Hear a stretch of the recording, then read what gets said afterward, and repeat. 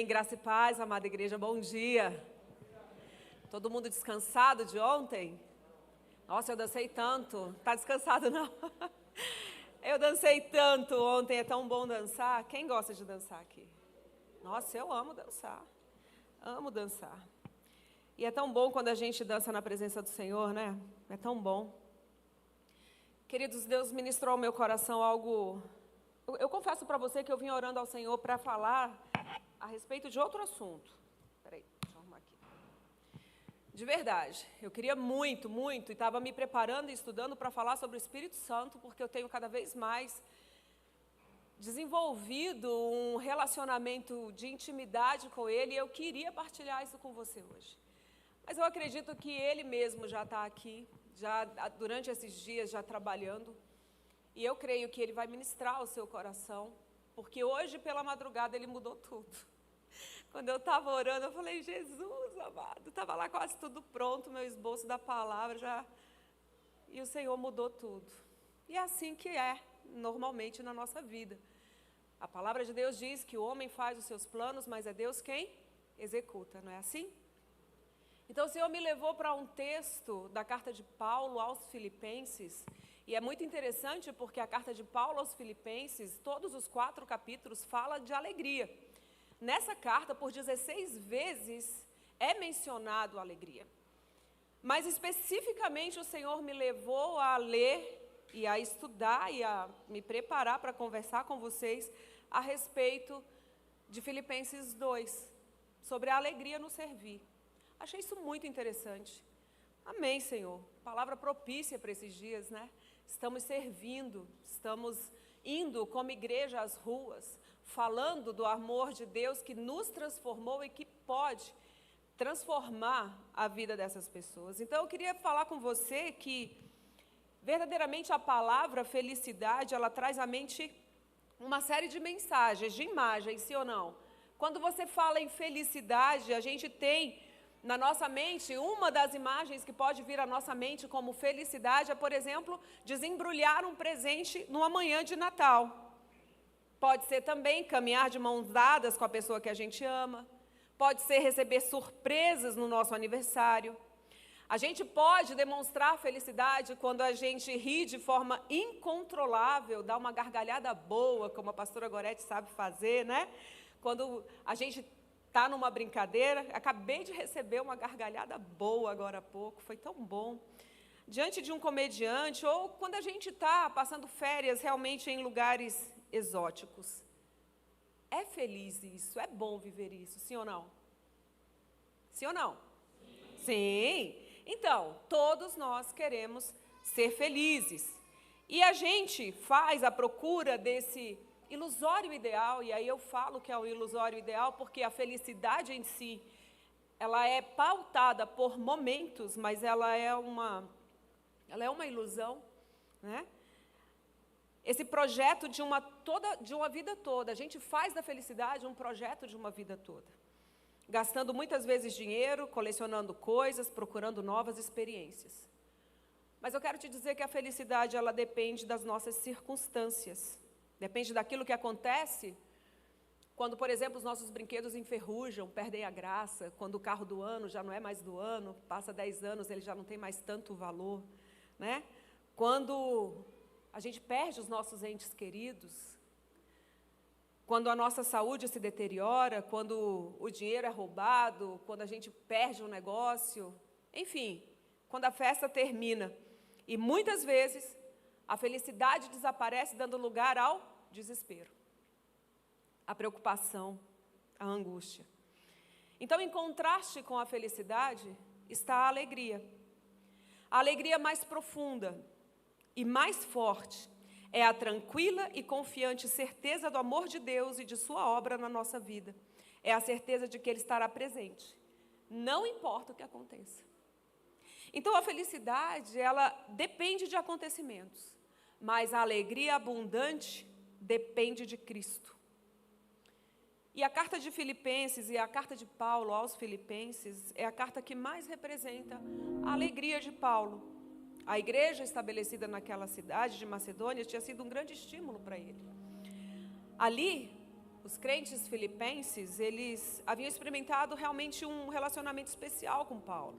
Então Paulo enviou a eles uma expressão pessoal do amor dele, do afeto dele para com aquele povo. E o livro de Filipenses é também, depois eu te encorajo a ler, são só 4 capítulos, um livro sobre alegria. Por quê? Porque ele enfatiza a verdadeira alegria de uma vida cristã. Talvez você esteja nesses dias vivendo uma grande alegria. Ontem eu estava extremamente alegre. Como eu estava alegre ontem? Feliz, grata, animada, dançando. Muito bom. Mas tem dias que a gente não está assim. Tem dias, como a pastora Gorete mencionou para a gente ontem, que os dias são maus. E ok, os dias são maus. Mas e aí, você vai pautar a sua vida pelos dias maus ou somente por momentos felizes? Não, Paulo nos ensina na carta aos Filipenses que é possível ter alegria a partir do conhecimento, do relacionamento com Deus, com Jesus. Então o conceito, Paulo nos fala ali, olha, regozijai-vos. Então o conceito de regozijar-se, de alegrar-se, como eu disse, aparece 16 vezes nos 4 capítulos. E as páginas desse livro irradiam essa mensagem positiva e culminam com a seguinte exortação: regozijai-vos sempre no Senhor. Outra vez te digo, regozijai-vos. Então, durante a vida de Paulo, a obra dele foi toda dedicada a Cristo. Paulo foi um homem que experimentou absolutamente tudo, desde ser extremamente rico e conceituado até padecer necessidades terríveis. E a abundante riqueza que ele experimentou e tudo mais que podia acontecer, sabe, acabou, passou. Como também passou a agonia e o desespero. Para você ter ideia, essa carta escrita aos Filipenses, Paulo escreveu do cárcere. E é literalmente uma carta que demonstra cuidado, zelo e amor com a igreja que dava sinais de dificuldades internas. Sinais. Por causa de todo o relacionamento que Paulo tinha com aquela igreja. Por causa da diversidade de pessoas que havia na cidade de Filipe. Muitos milagres aconteceram. Uma empresária se converteu com toda a sua família, asiática. Um escravo foi liberto. Um homem que no cárcere queria se matar, teve toda a sua família liberta. Então havia uma diversidade de pessoas e de situações. Então, a despeito da situação momentânea, Paulo havia aprendido a conviver contente, a encontrar verdadeira alegria ao concentrar toda a sua atenção e energia no conhecimento de Cristo e a obedecer-lhe. Então, o desejo de Paulo, acima de tudo, de conhecer a Cristo, está maravilhosamente expresso nas seguintes palavras: e na verdade tenho também por perda todas as coisas pela excelência. Só um minutinho que eu fiz o favor de soltar aqui o meu texto. E na verdade tenho também por perda todas as coisas pela excelência do conhecimento de Cristo meu Senhor, pelo qual sofri a perda de todas estas coisas e as considero como esterco, para que possa ganhar a Cristo e seja achado nele, não tendo a minha justiça que vem da lei, mas a que vem pela fé em Cristo, a saber, a justiça que vem de Deus, pela fé, para conhecê-lo e a virtude da sua ressurreição e a comunicação de suas aflições sendo feito conforme a sua morte. Então, dito isso, e tendo feito essa introdução, eu queria ler com você Filipenses, capítulo 2, dos versos de 1 até o 18. E eu creio que só a leitura desse texto já vai falar tremendamente com você. Amém? Portanto, se há algum conforto em Cristo, se há alguma consolação de amor, se há alguma comunhão no Espírito, se há alguns entranháveis afetos e compaixões, completai o meu gozo, para que sintais o mesmo, tendo o mesmo amor, o mesmo ânimo, sentindo uma mesma coisa. Nada façais por contenda ou por vanglória, mas por humildade.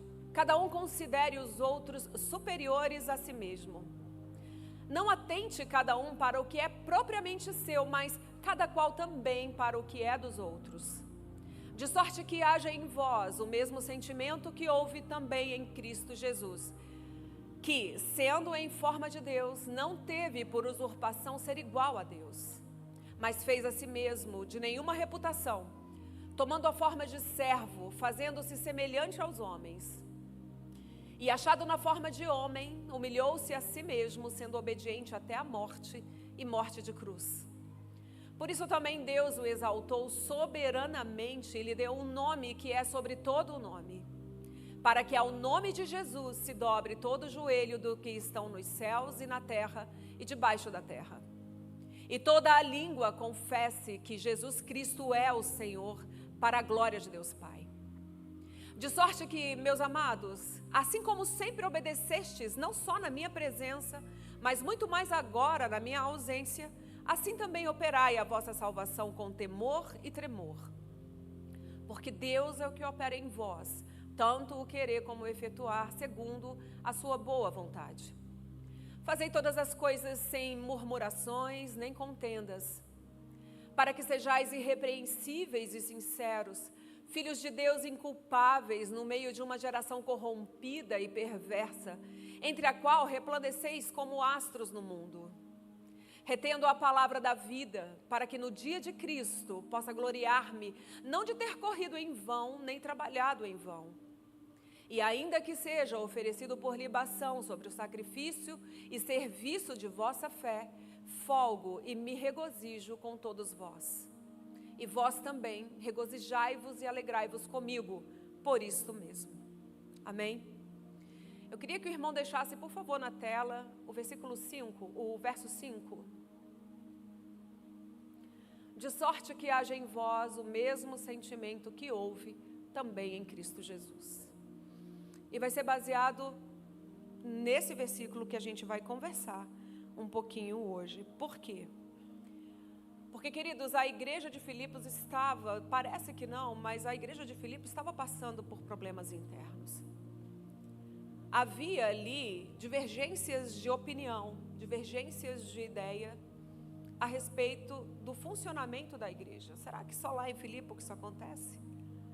A gente tem situações assim aqui também, né? E a gente precisa entender um pouco sobre isso. O que leva a igreja do Senhor a ter partidarismos? O que leva a igreja do Senhor a ter preferencialismo? O que faz com que nós, que somos cristãos e nos dizemos cristãos e vivemos vivendo esse processo, né? De reconstrução todos os dias, de vencer dificuldades todos os dias, de amar e perdoar todos os dias. O que nos faz, mesmo tendo essa busca em Deus, ter partidarismos? E a principal razão que eu vejo para isso é o egoísmo, de verdade. É a gente pensar na gente. É a gente pensar naquilo que é a nossa vontade, naquilo que é o meu interesse, naquilo que é a minha verdade, naquilo que eu considero como certo. Muitas vezes negligenciando aquilo que a palavra de Deus diz. Então a gente precisa entender que o egoísmo ele tem poder de arruinar uma igreja. Enquanto a verdadeira humildade pode e vai edificar a igreja. Então ser humilde inclui possuir uma perspectiva real a respeito de si mesmo. Por favor, coloca Romanos 12, 3. Porque pela graça que me é dada, digo a cada um dentre vós, que não pense em si mesmo além do que convém. Antes, pense com moderação, conforme a medida da fé que Deus repartiu a cada um. Então veja, nós somos, né, advertidos em Romanos a pensar em nós na medida da nossa fé. E a gente não quer dizer de verdade, quando a gente fala sobre o egoísmo, que a gente tenha que se manter realmente inativo, né? Não, a gente não tem que pensar assim. Isso não quer dizer que a gente deva permanecer assim. Perante o Senhor, nós somos todos pecadores, salvos somente pela sua graça. Portanto, nós temos grande valor no reino de Deus. A gente precisa colocar de lado o egoísmo e tratar o nosso semelhante com respeito, com cortesia, nós precisamos considerar as pessoas maiores, superiores a nós. E isso, queridos, é muito difícil. Nós precisamos considerar os interesses dos outros como mais importantes do que os nossos. Por quê? Porque isso vai estreitar a nossa ligação com Cristo, que foi o verdadeiro exemplo de humildade. E muitas vezes a gente não consegue fazer isso. Jesus Cristo foi o nosso exemplo de humildade. Ele estava disposto, na verdade, ele se dispôs, ele fez, ele entregou, ele abriu mão dos seus direitos para obedecer a Deus e para servir ao povo. Ele se despojou da glória dele. Ele é soberano em absolutamente tudo. Ele é o dono do ouro, ele é o dono da prata. Ele sabia que ele ia morrer na cruz, ele sabia que ele ia sofrer, ele sabia que Judas ia trair, ele sabia que você ia estar aqui hoje, ele sabia da intenção do seu coração ao vir receber a palavra. Ele sabe de tudo, ele é onipotente, onipresente, onisciente. Ele é poder puro, ele é dunamis. Esse poder explosivo, ele tem poder para absolutamente tudo. Mas ele abriu mão disso, com um único propósito, de ter você aqui, de fazer você entender o que é verdadeiramente amar e servir. E nós precisamos, como igreja, abrir os nossos olhos para entender isso de uma vez por todas. E como que a gente faz isso? Buscando a presença de Deus. Não abrindo mão absolutamente de nenhuma possibilidade de estar na presença dele. E aí eu não falo somente do ativismo de vir para a igreja, e eu quero te dizer que esse ativismo, embora esse nome seja pejorativo, ativismo, ele precisa acontecer. Porque é isso que é literalmente tocar fogo na lenha. Quando a gente anima, quando a gente ativa, quando a igreja vai para a rua, quando a igreja traz pessoas e você participa disso, você está se edificando como igreja. E você está deixando de lado o seu egoísmo, de certa forma, e pensando realmente no outro que está lá e acendendo as luzes da vida eterna dentro das pessoas. Agora, Paulo nos diz, faça isso, não por vanglória, não para merecimento seu, mas faça isso para que o nome de Deus seja conhecido. Então veja, Jesus, ele abriu mão da glória dele para servir. Por que muitas vezes nós não conseguimos abrir mão do nosso conforto para servir?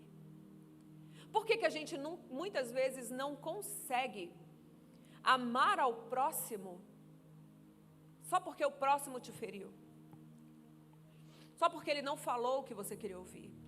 Por que muitas vezes nós abrimos uma pequena brecha de legalidade para Satanás trabalhar nas nossas emoções, comendo a comidinha do diabo que se chama ofensa? Porque como a pastora Paula disse, a gente não está sincronizado com Cristo. Ela deu o exemplo do relógio dela, né? Quando se desconecta, desincroniza, que é todo um rolê para fazer de novo conectar. E você sabia que quando você dá uma pequena brecha, é só o que o inimigo precisa para cortar o fio? E você se desconectar mesmo de Deus? Então a gente precisa olhar de verdade para o versículo 5 que diz que nós precisamos sentir como Cristo. Então a gente precisa adotar a atitude de um servo e servir pelo amor que a gente tem a Deus e aos nossos semelhantes, e não por qualquer sentimento de medo, de culpa, ou de ativismo, ou de exaltação, ou de porque minha geração está fazendo, porque... Não, deixa eu te falar, a sua motivação não pode ser essa. A sua motivação precisa ser construir uma vida de altar ao Senhor com as suas atitudes. Fazer tudo isso faz parte do seu coração conectado, plugado, sincronizado com o de Deus. Sabe, você precisa nesses dias de Aviva ter entendimento real de quem você é em Deus e do que você quer nele. Sabe, você precisa se lembrar que você pode escolher a atitude que você vai tomar. Você pode viver na expectativa de ser servido, ou você pode procurar a oportunidade de servir aos outros. Marcos 10:45, por favor. Porque o Filho do Homem também não veio para ser servido, mas para servir e dar a sua vida em resgate de muitos. Pastora, você está me pedindo demais. É claro que a gente não vai fazer o que Cristo fez, porque só Ele pode ter essa atitude vicária de se dar na cruz, morrer por nós. Houve, e nós estamos, graças a Deus, experimentando a graça do Senhor com o plano da salvação. Mas você pode doar a sua vida quando você vai para a rua, e você está fazendo isso. Que bênção!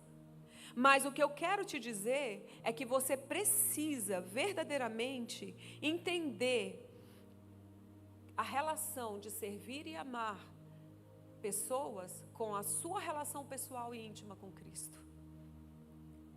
Então você precisa entender, queridos, que Cristo sempre existiu com Deus. Que Cristo é igual a Deus porque Ele é Deus. Que embora Cristo seja Deus, Ele tornou-se homem para realizar o plano divino para a salvação de todos nós. Ele não só tinha a aparência de um ser humano, Ele verdadeiramente tornou-se um homem para se identificar com os nossos pecados e com as nossas angústias e com os nossos sentimentos. Ele sentiu dor, Ele chorou como você chora, Ele sentiu dor como você sente. Ele se fez carne, Ele se vestiu de osso, de pele, para que você não tivesse a desculpa, depois de Ele ter feito tudo, de falar, eu não consigo suportar. Porque Ele sentiu do mesmo jeito que você sente, que eu sinto. Então, queridos, não tem jeito, o Senhor literalmente nos cerca com a palavra dEle em absolutamente tudo. Na palavra dEle tem resposta para tudo. Na palavra dEle tem sentido para tudo. Nós, como pessoas que um dia levantamos a nossa mão e aceitamos a Jesus, a gente não tem desculpa de não buscar a verdadeira alegria que só Ele dá. Mesmo em situações de extrema tristeza, é possível ter alegria. Você por acaso já presenciou a pastora Gorete não sorrindo? E você ouviu ela ontem dizer que não está sendo fácil esse processo? Mas há sempre um sorriso. Há dias maus. De verdade, quando esses dias eu comecei a fazer atividade física, finalmente. Aí, eu fui agraciada com uma personal trainer. Glória a Deus pela vida dela. Pela vida dos meus filhos, que me abençoaram com essa profissional. Daí, num dos dias que eu estava lá, morrendo, eu me lembrei de duas coisas. Primeiro, do pastor Eri falando para mim num pedal. Isso é vida. Você está mandando a morte embora. Eu falei, ai meu Deus, eu estou mandando a morte embora. Vai embora, morte, vai embora. E depois eu me lembrei, eu não tenho o direito de não fazer porque a minha irmã faz. Todos os dias ela luta. E o meu cunhado me diz que isso é morte indo embora e a minha irmã luta pela vida. Eu não tenho o direito de não ter vida junto com ela. E isso tem me motivado. Então, quando a gente olha para a igreja de Cristo, a gente vê na igreja de Cristo exemplos, como o da pastora Gorete, como de outros irmãos que a gente tem aqui, que vão trazer para a nossa vida alívio. E nos lembrar que é possível sim ter alegria em Deus. Felicidade extrema como ontem, claro, mas mais do que isso. Aquele momento feliz passou, foi ontem, só ficou o cansaço para hoje, né? O joelho doendo de tanto dançar. Mas uma vida de alegria a despeito das circunstâncias, só Cristo pode dar. Só Cristo pode nos dar. Cristo voluntariamente deixou de lado os seus direitos e privilégios divinos pelo amor ao seu Pai. Ele morreu na cruz pelos nossos pecados para que não tivéssemos que enfrentar a morte eterna. Deus gloriou a Cristo por sua obediência, elevou Cristo à sua posição original, à sua mão direita, onde reinará por toda a eternidade como nosso Senhor e como nosso juiz. E aí eu te pergunto, como que seria possível deixar de louvar a Cristo como nosso Senhor? Como seria possível não nos dedicarmos à sua obra? Sabendo que Ele deixou, se despojou espontaneamente dos direitos dEle para que você e eu pudéssemos ter vida. Sabe, queridos, muitas vezes as pessoas justificam o seu egoísmo, o seu orgulho, a sua maldade, como tendo direito a tais sentimentos. Muitos pensam assim, eu posso trapacear nesse teste, afinal eu mereço ser aprovado. Não, eu preciso de ajuda dos universitários, porque senão eu vou ser demitido. E aí permite um pequeno deslize para se dar bem, uma pequena mentira para fechar o negócio, uma pequena concessão, porque afinal de contas é uma mentirinha branca. Queridos, deixa eu te dizer, isso é legalidade. Isso é legalidade. Ou então muitos pensam assim, eu posso gastar todo esse dinheiro comigo mesmo, afinal eu trabalhei bastante para isso. Qual é o problema? O dinheiro é meu, eu gasto como eu quero. Eu posso fazer isso, afinal de contas, nossa, eu estou tão cansada, eu estou trabalhando tanto, trabalhei no sábado, no feriado, como que eu não posso dar uma paradinha no shopping e comprar a sandália vermelha de salto alto que eu quero? Posso sim. E a gente nessa vai dando brecha para Satanás trabalhar na nossa vida financeira, atuando, e aí quando você menos espera, o dinheiro que você gastou com a sandália, você ao invés de ter dado o dízimo na casa do Senhor e proteger as suas finanças, você fez algo que o seu egoísmo disse, não, vou pensar primeiro em mim, afinal de contas eu ralei tanto, por que não? Aí quando Satanás vem e detona com a tua vida, começa a roubar você com pequenas coisas, como por exemplo, o pagamento de juros sobre juros sobre juros, o carro que quebra, a doença que vem, aí você fala, caramba, mas como assim? Aí eu te falo, você não trabalhou tanto? Por que você não tem o dinheiro para pagar agora? Você não trabalhou tanto? Por que você não pensou no dia de amanhã? E muitas vezes as pessoas fazem isso. Eu posso sim, eu posso abortar, porque eu tenho o direito de controlar o meu corpo. Não é isso que a gente escuta? O útero é meu, o corpo é meu, eu faço o que eu quero com ele. Mas aí depois, queridos, vem as consequências.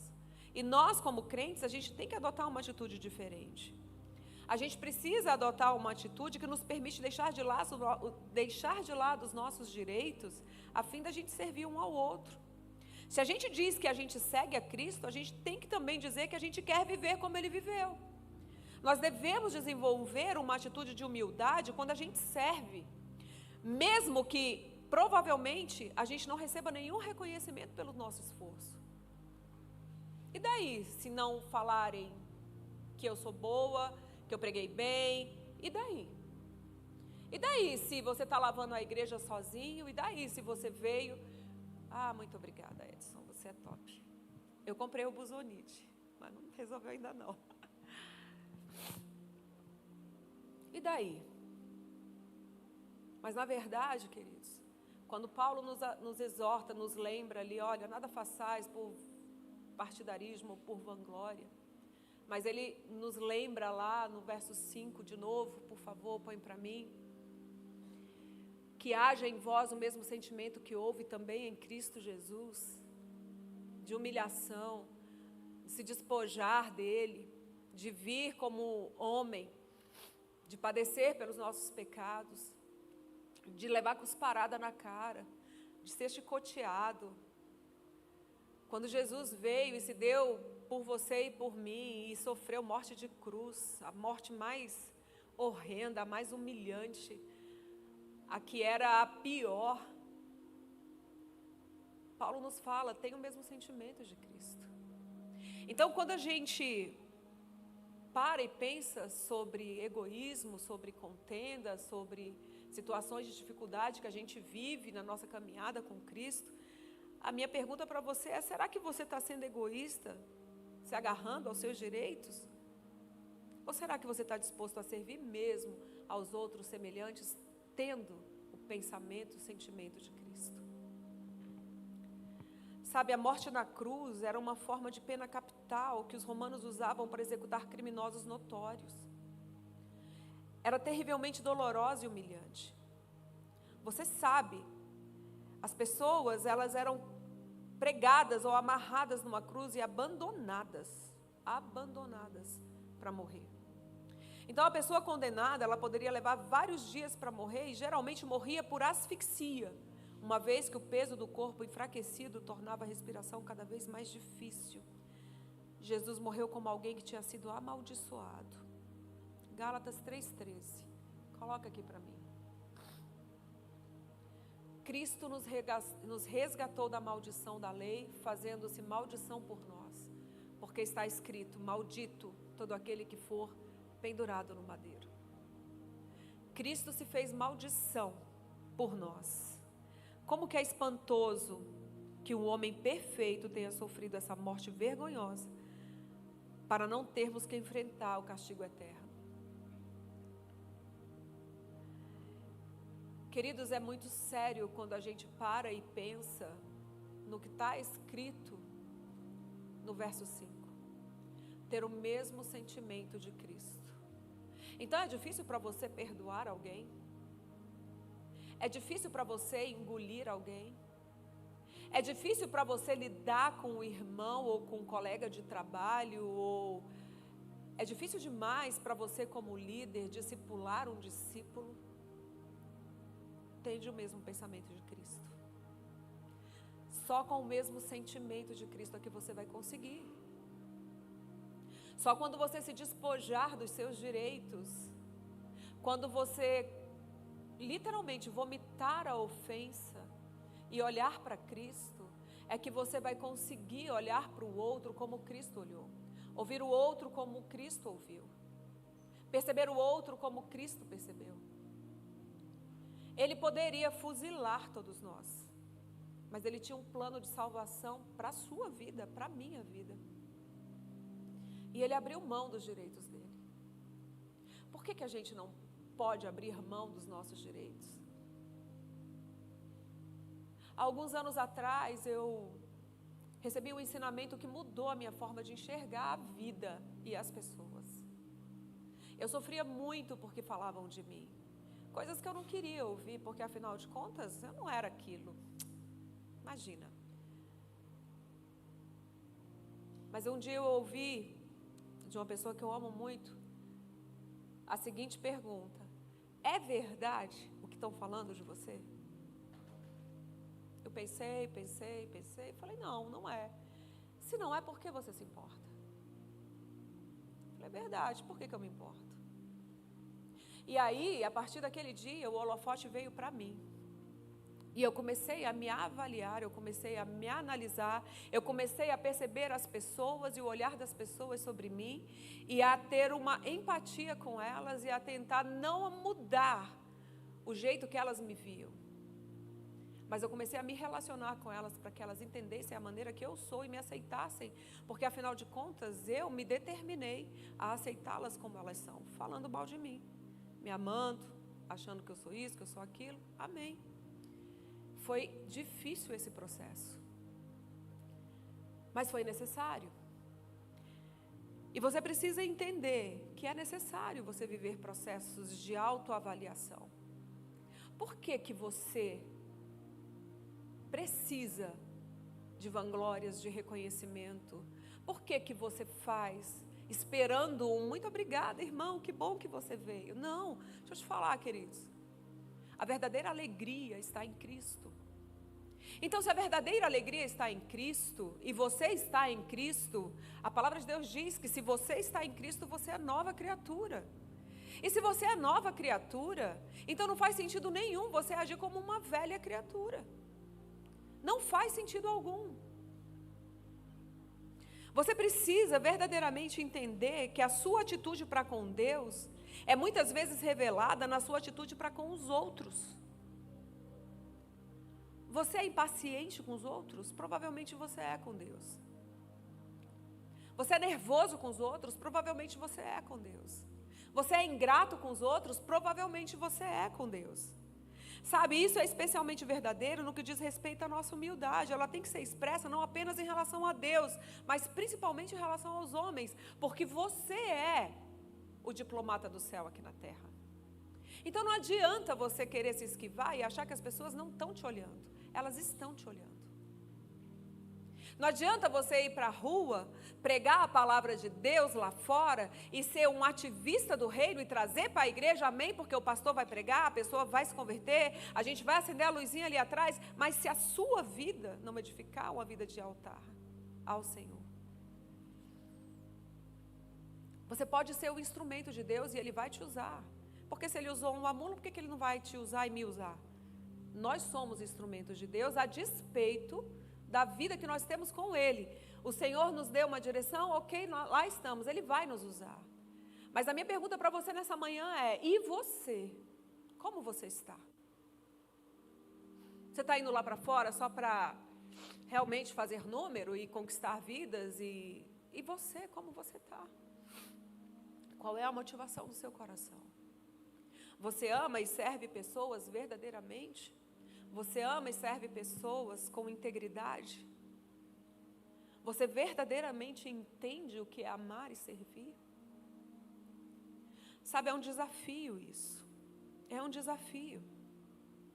Operai a vossa salvação com temor e tremor, à luz da precedente exortação à unidade.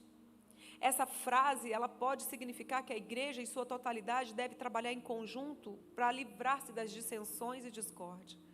Os cristãos filipenses precisavam ser especialmente cuidadosos na obediência a Cristo, agora que Paulo não estava mais continuamente ao lado deles, orientando-os sobre como deveriam proceder.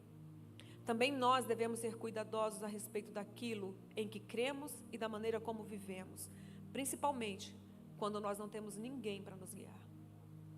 E a ausência de algum respeitável líder cristão, na ausência desse respeitável líder cristão, que é o nosso pastor, que é o seu pastor diário, a gente tem que dedicar ainda mais atenção e devoção a Cristo, para que a gente não se desvie do verdadeiro caminho.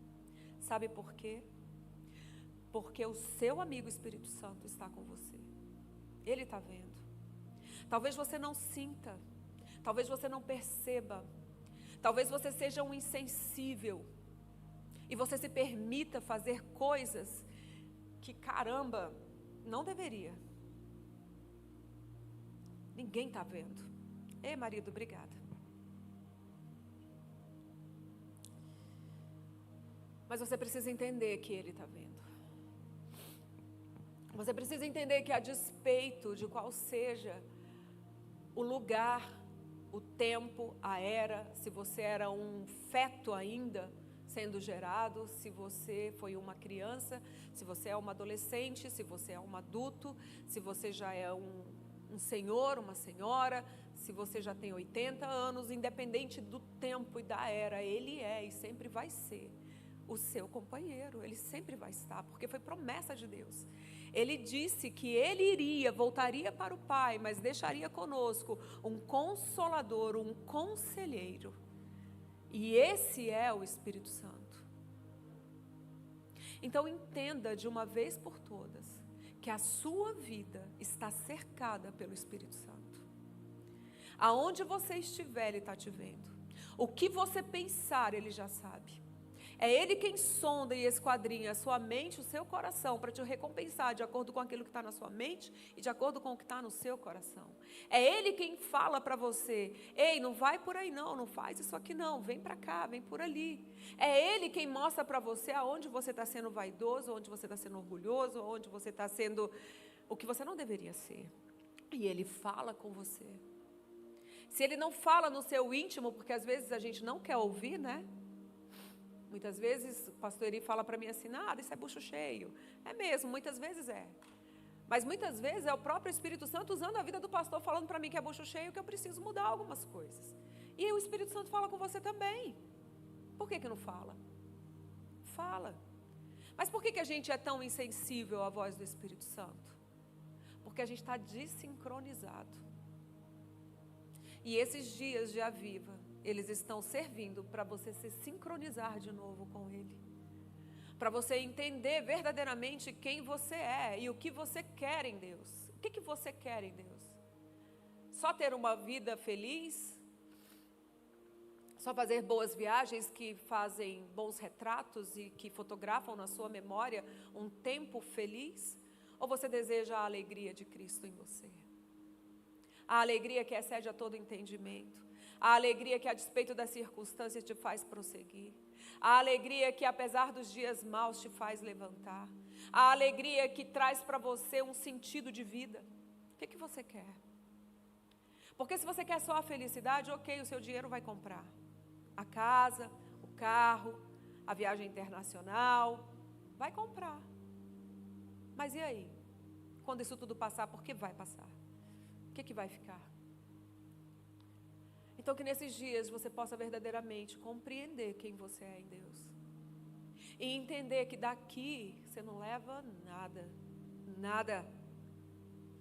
Desse lugar onde nós estamos hoje, por mais que você se dedique ao seu trabalho, aos seus estudos, seja um excelente gestor das suas finanças, nada você vai levar, nada.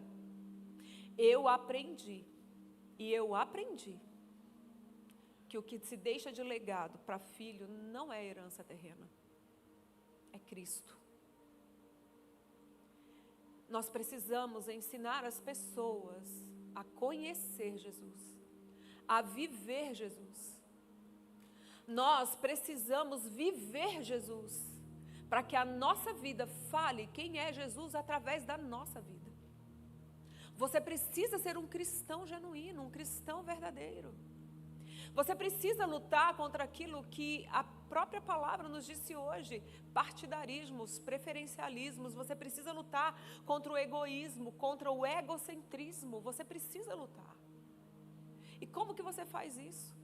Buscando em Deus respostas para as suas demandas. Indo para diante do Senhor e reconhecendo: Deus, eu não sou nada.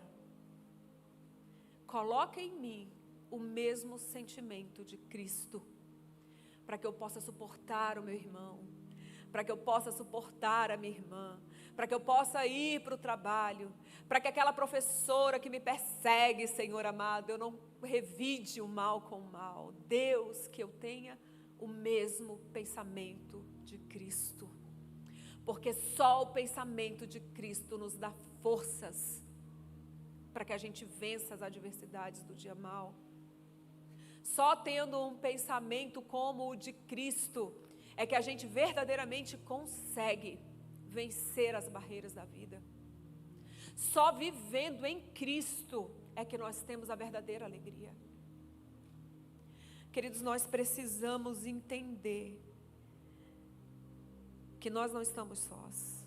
Nós não estamos sós.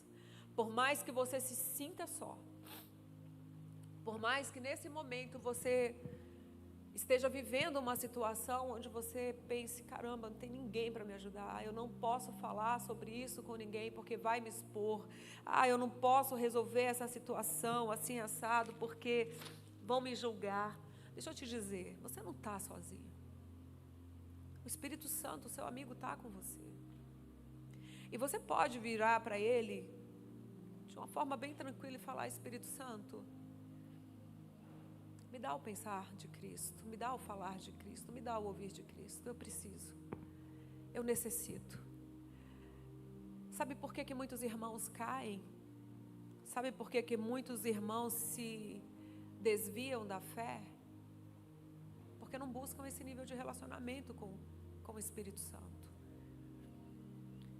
Porque não entendem que precisam verdadeiramente se conectar com Ele, buscar a presença dEle. E nessa manhã eu quero te convidar a isso. Ontem pela manhã nós entregamos a Deus as nossas causas, sim ou não? Você entregou a Deus aquilo que te agonia. Eu entreguei algumas causas. Depois que você entregou, qual foi a sua atitude? Você fortaleceu a sua fé? Você realmente se despreocupou daquilo que você entregou? Ou você ainda ficou pensando: ai meu Deus, tomara mesmo, Senhor, que dê certo? Queridos, quando você entrega, você entrega. Quando você entrega, você entrega. Fala assim comigo: quando eu entrego, eu entrego. Fala de novo com mais fé. Quando eu entrego, eu entrego. Você entregou? Entregou mesmo? Se você entregou mesmo, então deixa nas mãos de Deus e tira suas mãos de cima. Amém? Tenta resolver com a força do seu braço, não, que não vai dar bom. E busca a alegria verdadeira em Deus, apesar do que você entregou a Ele. A alegria está no coração de quem já conhece a Jesus. A verdadeira paz só tem aquele que já conhece a Jesus. Amém? Você precisa entregar a Jesus. Você precisa confiar que está nas mãos dele. Você precisa ser encontrado dele. Você precisa encontrar-se com ele. Você precisa sempre mentalizar os olhos de Jesus olhando para você, como a gente fez ontem de manhã. Nós precisamos fazer isso todos os dias, para que a gente não dê a Satanás a mínima brecha para ele acabar com a gente e nos tirar da presença de Deus. E eu quero te convidar a fazer isso. Eu quero te convidar a buscar a presença de Deus. Eu quero te convidar a pedir ao Senhor que derrame sobre você a verdadeira alegria e a verdadeira paz que só Ele pode dar. Nós temos momentos felizes e tudo bem, é ótimo ter momentos felizes, mas a sua vida não pode ser pautada por momentos, entende? Está fazendo sentido para você o que eu estou te dizendo? Você não pode ter só momentos felizes. Eu estou achando muito interessante porque a Duda, por exemplo, está vivendo um momento bem feliz na vida dela, não está, Duda? Mas você está plantando algo para uma eterna alegria até que a morte o separe. Olha que legal isso. Esse é o paralelo que eu quero que você compreenda hoje. Há momentos felizes, mas a verdadeira alegria está no plantar Cristo em nós. A verdadeira alegria está em a gente saber esperar pelo tempo oportuno de Deus, para que a gente possa gozar de algo que só Ele tem condições de nos dar. A verdadeira alegria vem de termos uma vida de conexão e busca em Deus e com o Espírito Santo. Amém?